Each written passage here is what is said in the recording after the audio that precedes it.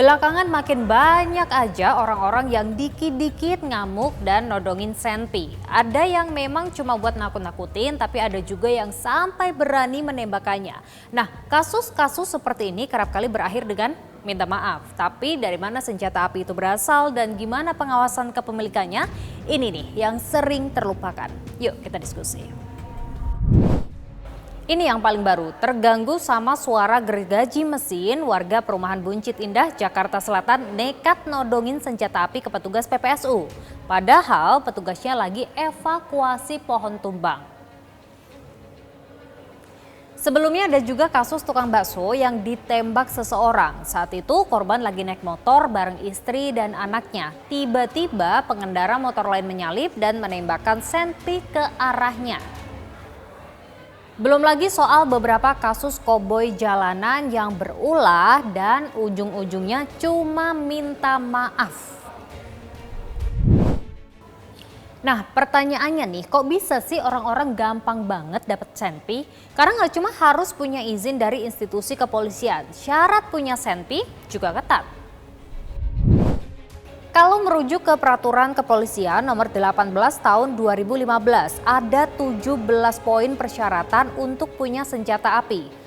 Ada surat hasil kesehatan psikologis yang ngajuin, perizinan senjata apinya, sertifikat menembak, surat rekomendasi profesi, dan lain-lain.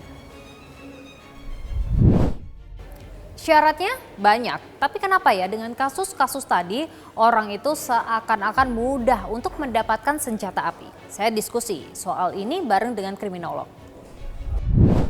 Aturannya diatur dalam aturan khusus gitu. Tidak semua orang, bagi yang sipil tidak punya profesi berkaitan dengan profesi tertentu, maka tidak disarankan untuk menggunakan senjata api. Namun pengawasannya lemah, kemudian disalahgunakan, senpi dijadikan sebagai alat pemilikan yang digunakan untuk tujuan tertentu. Jadi memang banyak sekali peredaran senpi yang ilegal ini beredar di masyarakat karena banyak permintaan dari warga sipil, lalu lemahnya pengawasan sehingga peredaran senjata api ini terus berlanjut. Sudah sampai lebih dari 30 atau 20 tahun yang lalu sudah ada, tapi sampai sekarang tetap terjadi. Sama dengan kasus narkotika, senpi melibatkan jaringan peredaran, jaringan kriminal yang kemudian mendistribusikan senjata api dari daerah perbatasan gitu ya, luar negeri atau juga daerah home industry.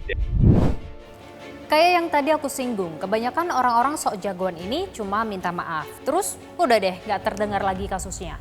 Nah padahal perlu ada efek jera biar kejadian kayak gini gak terulang lagi dan lagi.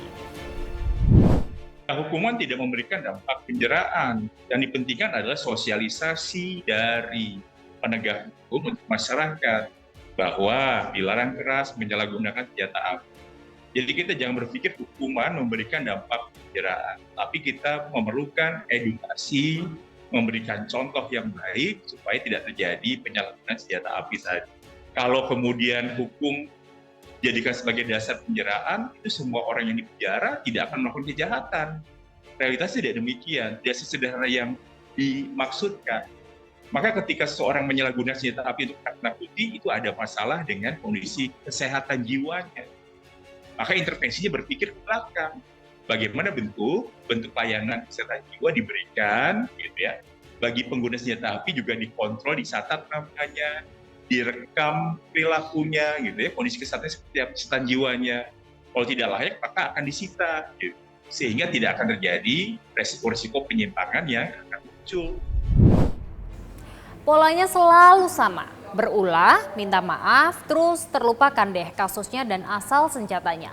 Padahal yang kayak gini nih, bikin pelaku tidak jera dan ujung-ujungnya muncul lagi orang-orang sok jagoan lain yang meresahkan. Gimana, setuju nggak?